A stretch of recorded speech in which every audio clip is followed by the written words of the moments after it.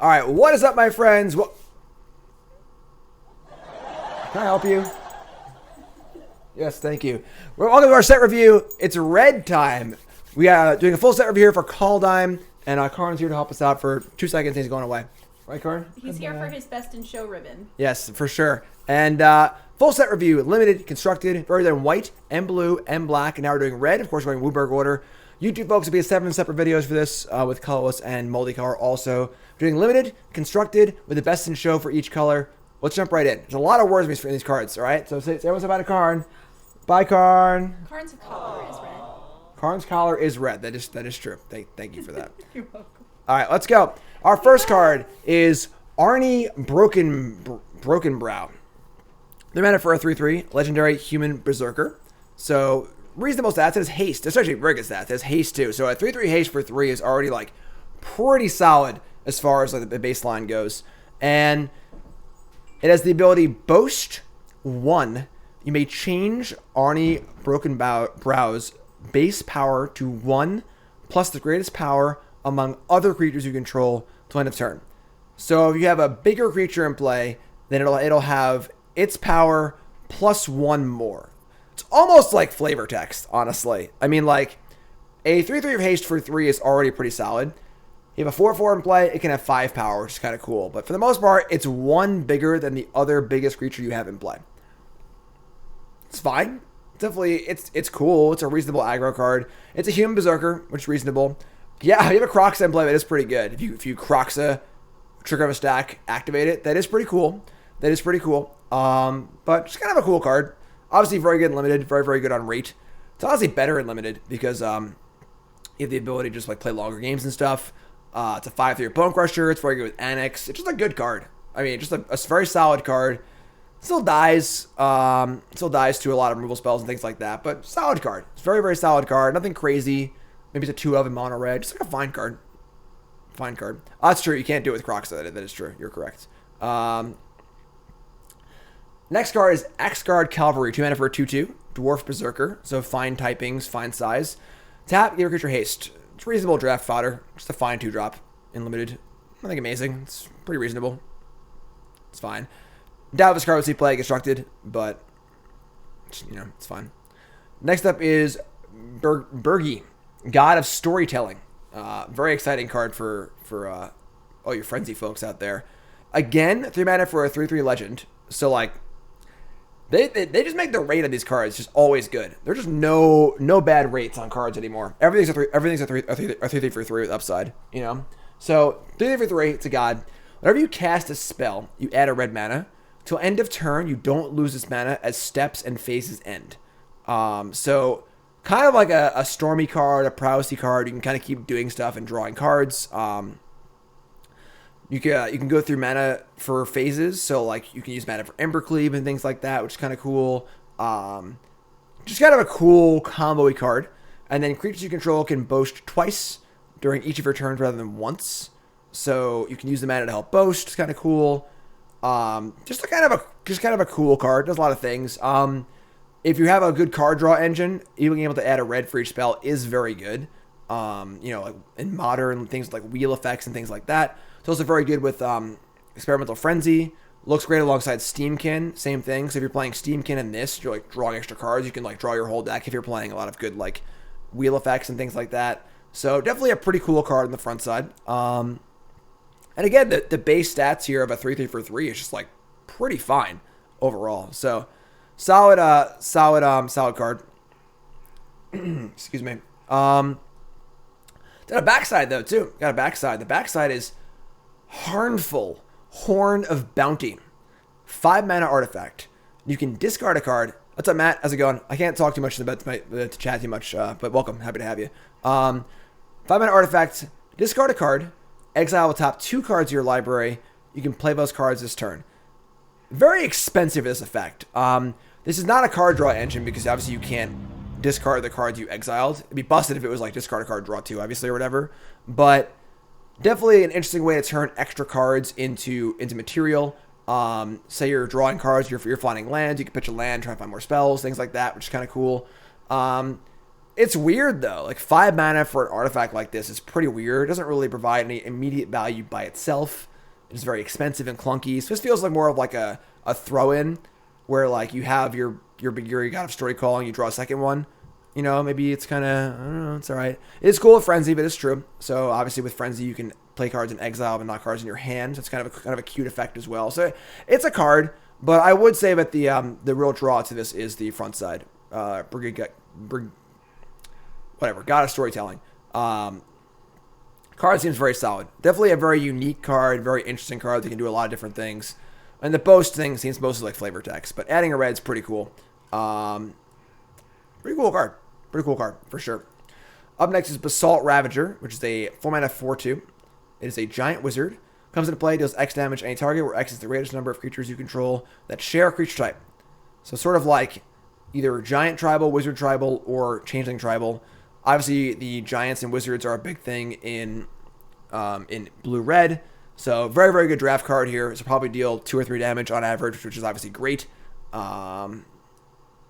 Is also any target, so it can kill planeswalkers and players too, which is kind of nice. So definitely just kind of a cool card, honestly. Solid draft card. Not playable constructed, but solid draft card. Sort of like Flames on Kabu. It's fine.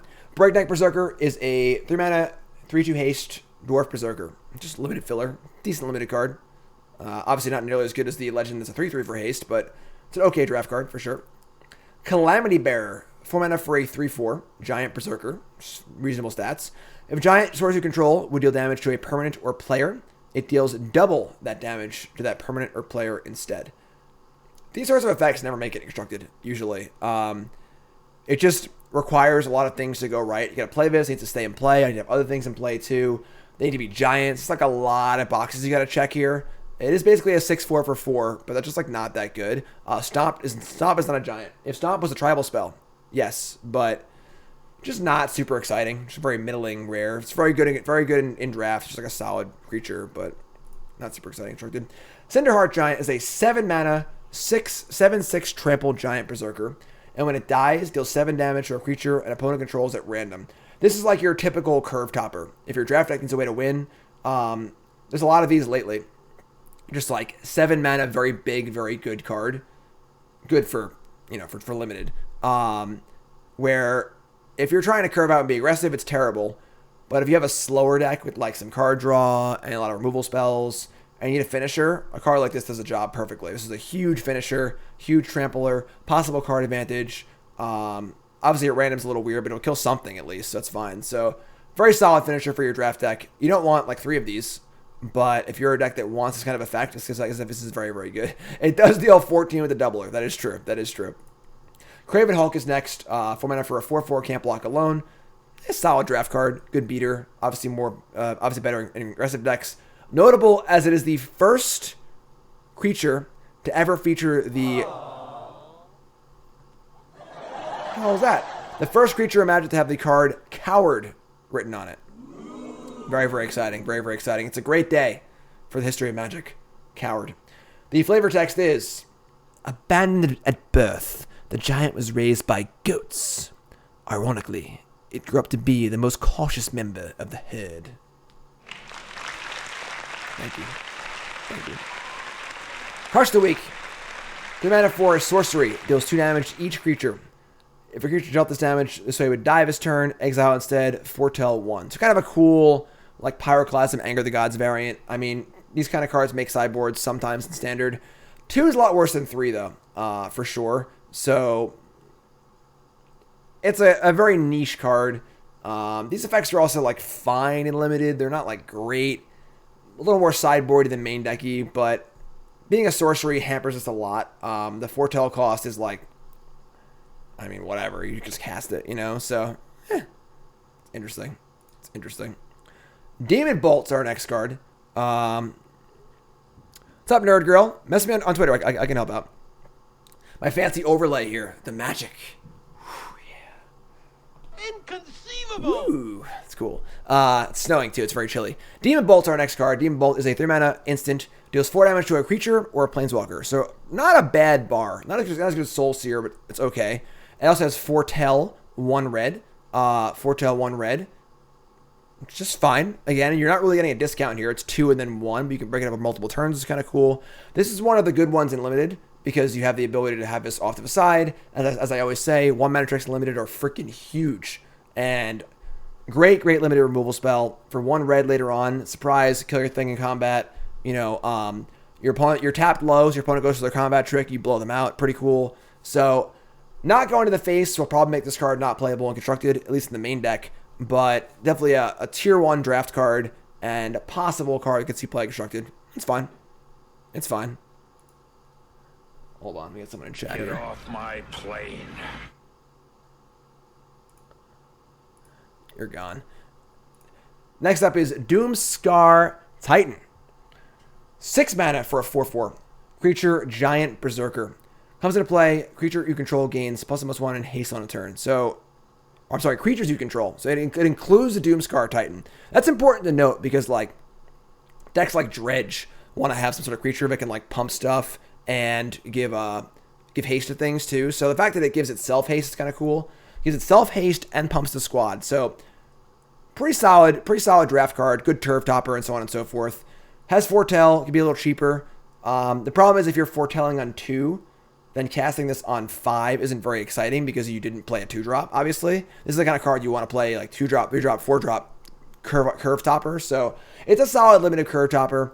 This could see play constructed if a deck needs to reanimate a thing that it gives haste to all its stuff or have some way to give a haste to a bunch of things. Kind of narrow, for sure. But definitely a solid limited curve topper, for sure. It's a big, that's a fat bushwhacker. Seriously.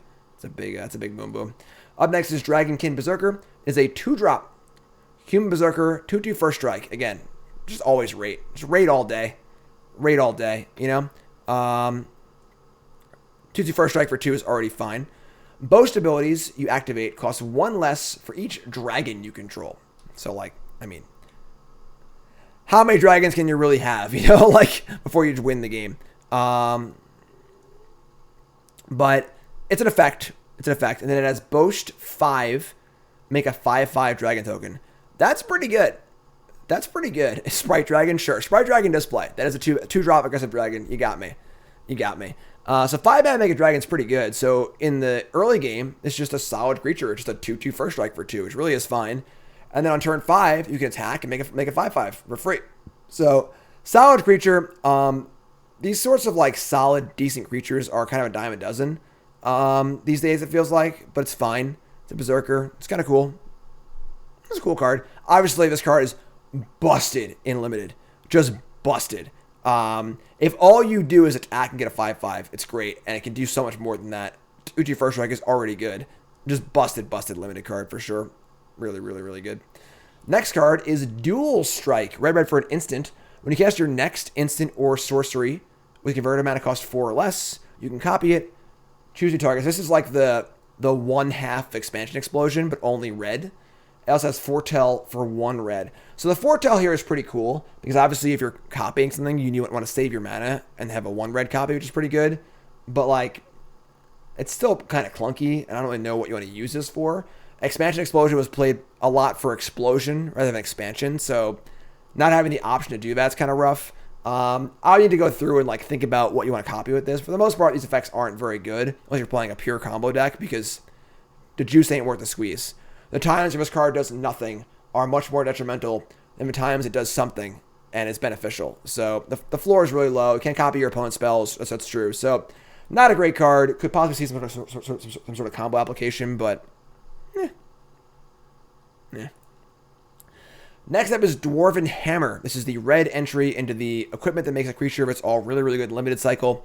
Dwarven Hammer is 3 mana for a equipment that gives +3/+0 and trample for equip 3. So not a great equipment by itself, but when it comes into play, you can pay 2 and get a 2/1 Dwarf Berserker. So you get a 5/1 trample for 5 mana, which wouldn't really be great if it didn't leave the hammer behind.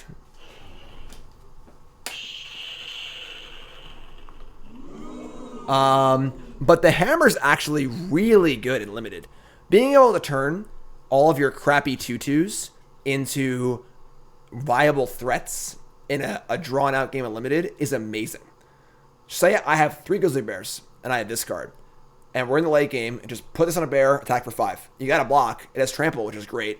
Then you put this on a bear, attack, got to block. It's just really, really, really good. Phenomenal limited card. I think all of the equipments are very, very good. Looking at them all so far, this might be the best one. I don't remember the other ones actually, but this card's really, really good limited. Just really, really, really good. Comparable with Locks on Warhammer is a stretch, I think, but this card is definitely quite good. It is also cool that the Fervent Champion can equip this card for free, which is kind of cool too. So definitely a cool card. Giving Annex Trample could be a thing too. It's like this could have a chance in Constructed, but probably not. More of a draft card. Definitely super sweet. Definitely super sweet. Dwarven Reinforcements, 4 mana for a sorcery, make 2 2/1s, foretell 2. Just a fine card. Just a solid draft card. Nothing really crazy here. There's not really any prowess stuff in the set, so the fact that it's a spell doesn't matter that much, but 2 2/1s is fine. You know, just a card. It's a card and limited. One of my other preview cards. Look, I previewed this card. Me. It was me. I did it. I previewed this card. Fearless Liberator is a 2/2. A 2/1 for 2. Dwarf Berserker. Boast, make it 2/1 for 3 mana. Very solid draft card. If you ever activate this more than once in limited, you're doing really, really well. And if you just attack into their 2-drop on 2, they block and you activate it, you've got a Penumbra Bobcat, which is also a pretty good draft card too. So solid draft card. Probably not seeing play in limited. I mean, in Constructed. Maybe there's like a pure control deck that was like no creatures at all, not many removal spells, and you want to play this on 2 and just keep activating it. Sure, but it should copy itself. That'd be cool. If it was like a pack rat. That'd be kind of cool. It'd make it a little more. It wouldn't really change that much, I don't think, but it would be kind of cool. But kind of a cool card. Good draft card. Fearless Pup. But he was just here. Where'd he go? Of course, put your cards in chat, please. Fearless Pup. 1 red for a 1/1 first strike, which is like not great, but okay. You can boast to give it +2/+0. So obviously that's really cool. So you can attack with it and then boast it as a 3/1 first striker. The problem is that it's just not really great by itself. Without boasting it, it's pretty mediocre. If you're like really, really aggressive and limited, like maybe you want a card like this, for the most part, it's not very exciting. You also can't pump it more than once because of the boast, how boast works. So in the late game, this is not really a mana sink. So this is sort of like a 1-drop. It's like kind of like a 3-drop you need to pay for later on too. So it's okay. It's not a card you want really in your draft deck. I don't think that often, unless you're really, really aggressive and then not really playable and constructed. Flavor text. Oh, you got me. Frenzied Raider. 2 mana for a 2/2. Demon Berserker. Whenever you boast, put a counter on this card is busted in limited. Busted. This sort of scaling effect is amazing. And if you activate a boast ability once and you have a 3/3 for 2, that's awesome. But cards that can scale as the game goes on, I keep saying this over and over again, but are really, really good in limited. And this card is just going to be real, real good. Worst case scenario, it's a Grizzly Bear, which is fine. And then it gets much, much better as it goes on. Super, super awesome. And, yeah. Flavor text on this one, a little less cute than the last card, for sure. For sure. And then Constructed, probably not. Boast is not really a constructed mechanic. But real, real good limited card. This is like, what was the beetle in Theros? What was it called? It's a 2-drop beetle where it would grow if your opponent had if you had a creature power 4 or greater. It's like that kind of like good. Nessian Horn Beetle. Yeah, it's that kind of good and limited where it's going to keep growing and growing and being awesome. Next up is Frostbite. 1 red for a snow instant. Of course, we have snow spells in this set as well. Deals 2 damage to target creature or planeswalker. If you control 3 or more snow permanents, it deals 3 damage instead. Obviously, if this hit players too, this card would be really, really, really good. The fact that it doesn't hit players puts it in the same sort of space as Scorching Dragonfire, where it's like, you can't really main deck it. You know, if the format's like super, super creature heavy, maybe you can, but you just can't really risk it being dead. And like, it can kill some things, but doing the damage to a planeswalker, like 3 damage won't kill most planeswalkers. So this card's fine. I believe Shock's currently in the format, so like, if you're a full-on snow deck, sure, it's okay. It does count snow permanents if you have snow creatures also. Not quite Bone Crusher Giant. Not quite Bone Crusher Giant. But very good in draft, obviously. Just a solid removal spell. So very good draft card. Fringe standard playable for sure. It's definitely not Scred. It's definitely not Lightning Bolt. I gotta reach the button first before I do anything. Best in Show! Gold Span Dragon is here. The Durgan. 4/4 haste flying for 5 is like the gold standard these days. Sprite Dragon. Well, there's a million. There's a lot of them. But this one is quite good. Okay? The art is a little weird. It looks like a little tubby. Not sure how that thing flies. But whenever it attacks or becomes target of a spell, make a treasure. Treasures you control have sacked to make 2 mana. So this card by itself, we can play this, attack with it, and have 2 mana up immediately. That is huge. That is huge. That 2 mana can cast Stomp. It can cast a Stable Stroke. It can cast numerous things. Negate, exactly. So that's really good. Now, the reason that this card is so good also, and Berkeley is also a good one too, is if your opponent goes to kill this before you attack, you still get a treasure, and you can still use it for 2 red if you have a Stomp or something like that, because it's still in play when it makes the treasure. So that's pretty exciting. So the floor here is very, very, very high. 4/4 flying, haste for 5, very, very solid. The fact that this can make mana and treasures and stuff is also very, very good. This is not Glory Bringer, for sure. What's up, Shark? Hey, Jim. You doing a love-hate article for Friday? Yes, I am. My article was Friday. My usual love-hate article going over cards that are over and underrated in Kaldheim. Look for that Friday, coolstuffinc.com. So you can use the mana proactively. You can use it reactively. That's just really, really good. I mean, this card is really, really good. Is it flashy? It's not that flashy. Not super exciting. Just a really good card. Kind of a boring pick for Best in Show, but this card is very, very good. Very, very safe. And in limited, I'm sorry if your opponent has this card because it is really, really, really good. So, card's great. Moving on to our not Best in Show. We got Hoggy Mob. 5 mana for a 5/4 Troll Berserker.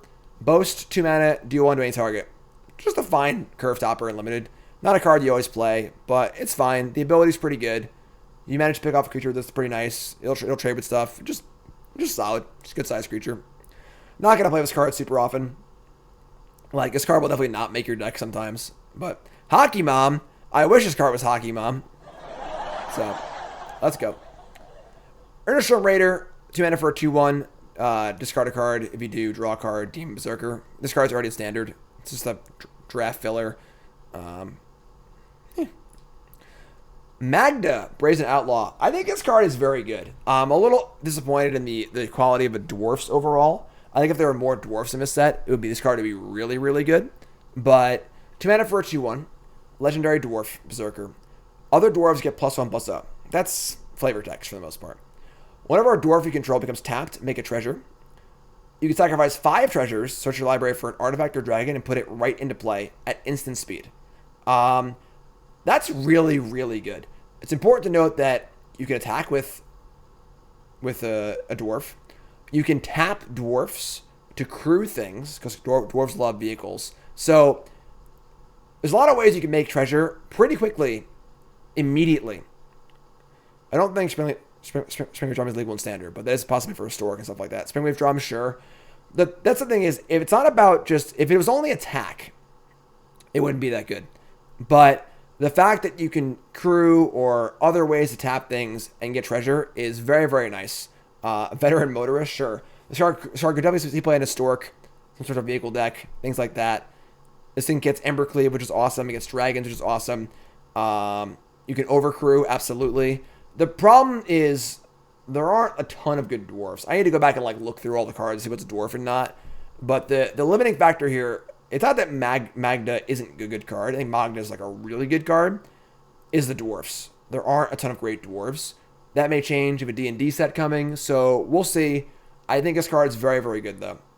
Torbrand's a dwarf. That is true. It's a little more of a top end card. But 7 dwarves. Holy crap! We're playing that deck. Is that legal in Standard right now? Can't wait. But yeah, there are some good dragons, obviously. Definitely a solid card. Fine draft card. Just a 2/1 that does a lot of stuff. Reasonable draft card. 7 dwarves is an Eldraine. Oh, God, let's go. It's 7 dwarf times, folks. We're going to get off this card now. Open the Omen Paths. 3 mana for an instant. Choose one. Add 2 mana of any one color. And 2 mana of any other color. Send this mana to only cast creatures or enchantment spells. So this is like a Desperate Ritual, Manamorphose, and only cast creatures or enchantments.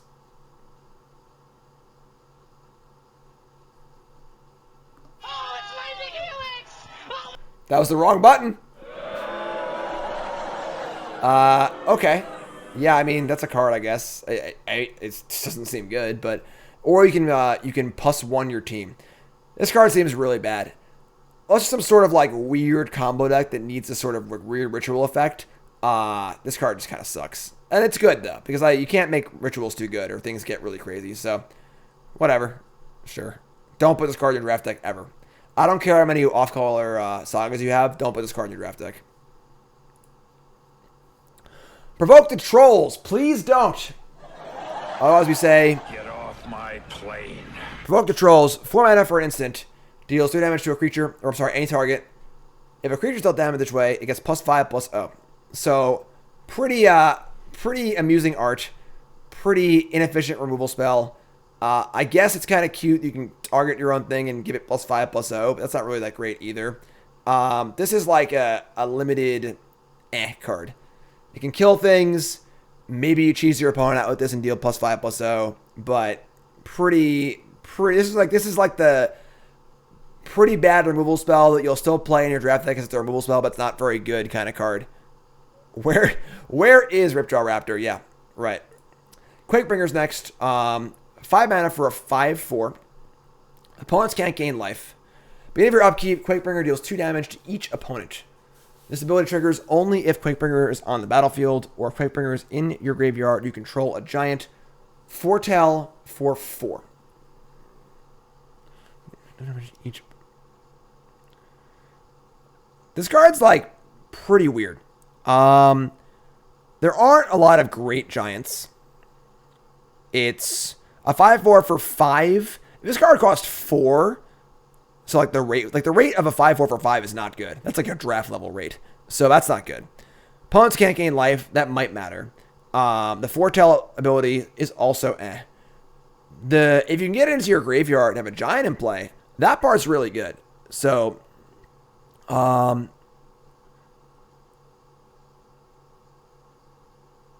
like that's a lot of work. And I don't really see how we're accomplishing this task. Changelings, sure. The problem is we need to get this card into our graveyard successfully. Then if we do that, we get to have a pseudo Sulfuric Vortex if we also have a giant in play. If you have a Crocs in play, you're already winning. If you have a Bone Crusher in play, sure. That's like the one card that like is a saving grace here. But I'm just not really seeing it. This card's just very, very It is free to deal 2 damage, sure. It's not free to play a bunch of cards to try and get this card to your graveyard. The problem with playing synergy cards to try and get this card to your graveyard is you spin your wheels a lot, and even when you get paid off for doing the thing, it's just 2 damage a turn. They're going to play a Questing Beast and kill you.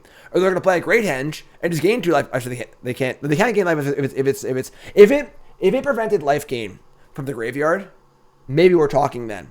But it's only if it's actually in play. It's a 5 mana 5/4. This card is pretty mopey. This card's pretty mopey. I'm not really about this card at all. Chad is going nuts on this card, but I still think this card's very good. It's good in limited, sure. It's great in limited, but it will stack in limited. Yeah, I mean it will stack in your graveyard. Yes, but something this card's very good. Sorry, folks. Just kidding. I'm not sorry. Reckless Crew. 4 mana for a sorcery. Make X 2/1 Dwarf Berserker creature tokens, where X is the number of vehicles you control plus the number of equipment you control.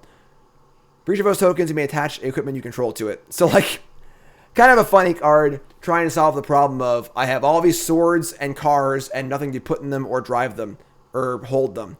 But the problem is, like, if you build around this card and you don't draw it or they counter it, then you have a bunch of cards that don't do anything in play. So, like, kind of an amusing card. The art's very silly.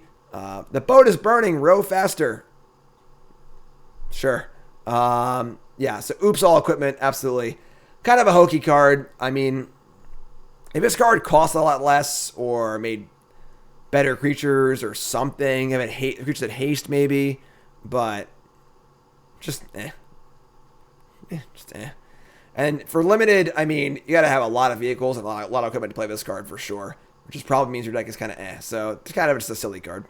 Run Amok is back. 2 mana for an instant. Attacking creature gets +3/+3 and trample on the end of turn. If you're applying unlimited and you are attacking a lot, like you're very, very aggressive, this card is very, very good. But you got to be very aggressive because if you're ever on the back foot, this card doesn't do anything, obviously. So definitely a kind of a fun limited card for aggressive decks. I like when cards are slanted towards one deck and not good in other decks, which is kind of cool. So fun draft card. The red rune of speed, which gives obviously draws a card that comes into play and gives +1/+0 and haste. Costing 2 mana and giving haste is like not really super exciting because you're not very often going to use it to give a good creature haste. But again, a cantrip that draws a card, gives a small bonus, is fine in limited. Helps for double spells, so on and so forth. Just It's a card. It's a card. Seize the Spoils. We have 3 mana for a sorcery. Additional cost to cast a spell, discard a card. Draw 2 and make a treasure. We already have Thrill Possibility in the format. So like this card just seems worse than that. Making a treasure is okay, but sorcery speed, additional cost if it gets countered, you get blown out.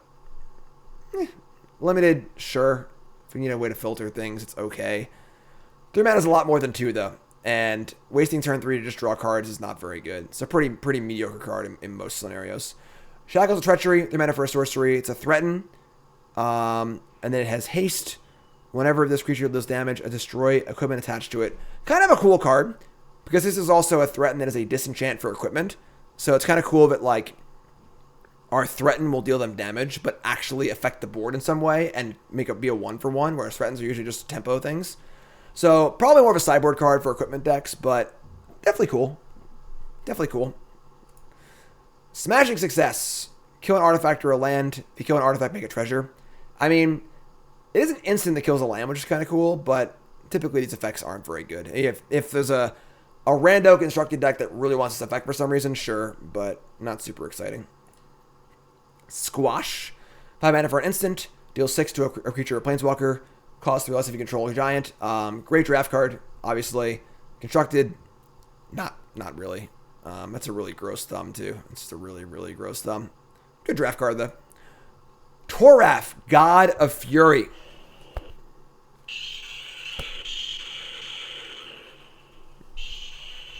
Four mana for a 5/4 trample. So on rate, pretty good. A 5/4 trample for 4 is a solid baseline, you know? Whenever a creature or planeswalker an opponent controls is dealt excess non-combat damage, Toraf deals damage equal to that excess to any target other than that permanent. Woo! One more time. Whenever a creature or planeswalker an opponent controls is dealt excess non-combat damage, Toraf deals damage equal to the excess to any target other than that permanent. Okay, so if you lightning bolt their 1/1, you can then deal 2 damage somewhere else. That's kind of cool. And the fact that you can kill, so like you can split your lightning strike from into a 2/2 and a 1/1. That's actually really good. Whenever a creature or opponent controls is dealt excess non-combat damage, and you can chain it too. Oh wow, this card. Sorry, reading glasses. Just too many damn words on these cards. So if they have 3/1/1s in play, you can lightning bolt one of them. There's 2 excess damage to go to something else. Target a different 1/1. There's 1 excess damage, and then that can go somewhere else. That's also a non-creature permanent. Okay. That's kind of cool. So it's like a chain lightning stuff. It is a 5/4. There's nothing when it comes into play. But obviously you can like play it on 5 and bolt something that's kind of cool. So definitely kind of a cool card. The god itself is pretty good. With Torbran in play, I can't do that kind of math. I can't even think about this. This is Thor. Yes, that's why Mjolnir was out. So yeah, kind of a really weird, like unprecedented effect. But cool though. Cool. If a creature, planeswalker, an opponent controls is dealt excess non-combat. It's only non-combat damage, sure. So that's the front side. This is Thor. And then the back side is, of course, Mjolnir. Mjolnir is 2-mana equipment, legendary artifact. Equipped creature has pay 2, unattached Mjolnir, deals 3 damage to any target. So, and then the hammer goes back to its owner's hand. Equipped creature gets +3/+0 as long as it's legendary. So it has to be worthy. It's pretty funny. And the equip cost is 2. So it's 2 to play, 2 to equip, then 2 to tap it, and unattach it, and bounce it. It's very, very, very expensive. That's a lot of mana for 3 damage. In limited, you definitely have time to do this. That's pretty insane. But backside, or I mean, in constructed, this is like a real throw-in. If you already have Thor in play, sure, but yeah, this is definitely the front side card for sure. The back can do stuff if you're flooded, and obviously you can fork bolt it and stuff, which is really, really cool. But God, there's so many words in these cards. 6 mana to deal 3 over and over and over again, assuming that your creature lives and so on and so forth too.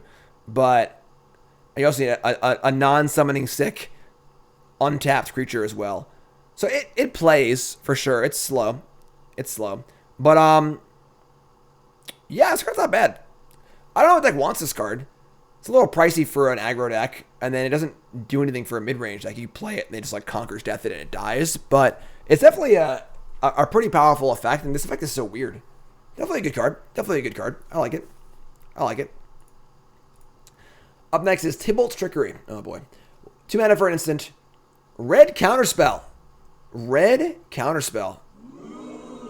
Counter target spell. Choose 1, 2, or 3 at random. Its controller mills that many cards, then exiles cards from the top of their library until they exile a non-land card with a different name than the spell that is cast. They may cast that card without paying its mana cost, and then put the exiled cards in the bottom of the library in a random order. So, the obvious thing here everyone's talking about is you play a deck that is 4 Tibbles Trickery, 4, say, Tormod Script, whatever. Any 0-mana artifacts, Stonecoil Serpent, whatever it is. And 52 lands. Wait. Sorry, 1 trickery. And then you play 2 or 3 Emrakuls. Some number of Emrakuls, doesn't really matter. You London Mulligan until you have a trickery and your 0-drop. And then on turn 2, you just play a 0-drop. You counter it. You hope that your top 3 cards aren't all Emrakuls. And then you cast Emrakul on turn 2 and win the game. So, the fact that that's even a thing is pretty stupid. Just is what it is, I guess, you know? So, that's the first thing it needs. That's the elephant in the room, if you will. So, if you play Modern, you need to be aware of that. You play Cascade.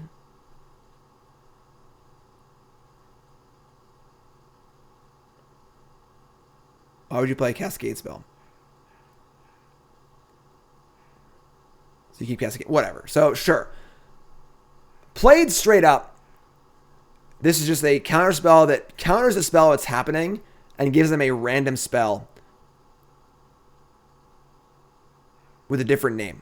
So, they play Wrath of God, you counter it, and they get a counter spell. And you're really, really happy. So, 4 Cascade spells. Then you can't play a 0-mana. You can't play Tormod Script. Sure. You get the idea, though. So this can do dumb things and cast Emrakul on turn 2 in a sort of like oops all spells kind of deck. Counter target. Oh, I guess this counters the Cascade spell. Okay, sure. I'm figuring this all out of stuff. Sure. Okay, so that's its own thing. That's going to be a thing in Modern. It's going to be really annoying. It's not going to be that good. It's just very inconsistent, but that's a thing you can do for sure. Straight up, this is like a weird red counterspell. I guess a control deck, if you're an aggro deck, countering their wrath and making them get a card draw spell so you can kill them is kind of cool. It's an interesting card. It's kind of a weird take on a red counterspell. But just a freaking weird card. It's a freaking weird card. And in Historic, well, Historic doesn't have Emrakul the Antstorm, but why does it mill? It could have had them shuffle first for sure. They don't want to be able to set it up. They don't want you to be able to like put a card on top and then cast it in on purpose. So, but yeah, too many words. You get the idea. It's good against combo decks too. So they go to cast their Show and Tell and you just remove it and make it into like a Ponder or whatever, something like that. So it's definitely a card. It's very weird. It sort of does things. It's definitely overshadowed by the fact that like you can play Emrakul on turn 2, but it's kind of a cool card. I kind of like the idea of it, although it's very, very wordy and not very well executed, but it's kind of cool. It's kind of cool. I'm going to move on. In Limited, you probably don't want to cast this card. Next up is Tormentor's Helm. 1 red for an equipment. Get +1/+1. Whenever an equipped creature becomes blocked, deals 1 damage to defending player. There's like a better short sword. It's a little harder to cast. And I mean, some draft decks will want this card if you have like reasons to play equipment and stuff like that, but it's not super exciting. It's not super exciting. Tundra Fumarole. This card's really good. Red and 1 for a snow sorcery. Does 4 damage to a creature or planeswalker. Then you add a colorless for each for each snow you cast them a spell. And then that mana will stay until the end of turn.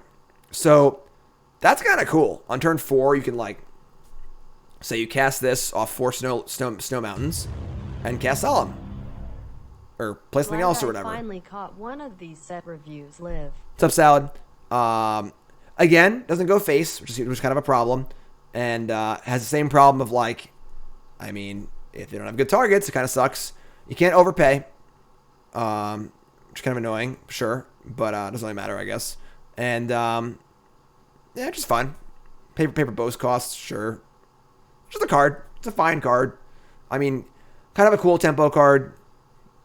Goes to face off Thor, sure. It makes snow mana itself, which is kind of cool because it is a snow source.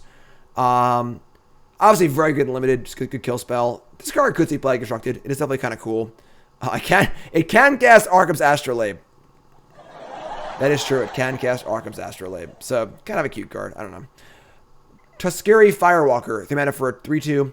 Boast 1. Exile top card of your library. You may play by card this turn. Good draft card. Good draft card. I mean, if you attack with it, activate it once and trade, that's still 2 for 1. So, a very, very solid draft card. Not playable constructed, but solid little draft card. Vault Robber, my 3rd preview card. 2 mana for a 1/3. Pay 1 to exile a creature card from your graveyard and make a treasure. Kind of a weird card because, like, you'd want to activate it early so you can make treasures and then use that to play your bigger stuff faster.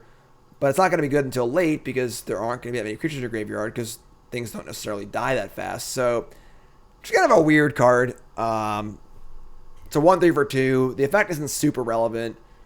If you're looking for a dwarf, if you're looking for treasures, things like that, it's okay. But not super exciting. Not super exciting. That's it. That's red. So not the most thrilling color here. Best in show, of course, if you missed it, was the Goldspan Dragon. And a lot of damage spells that only damage creatures and planeswalkers and not players. Which is a little sad. But there was some cool cards for sure.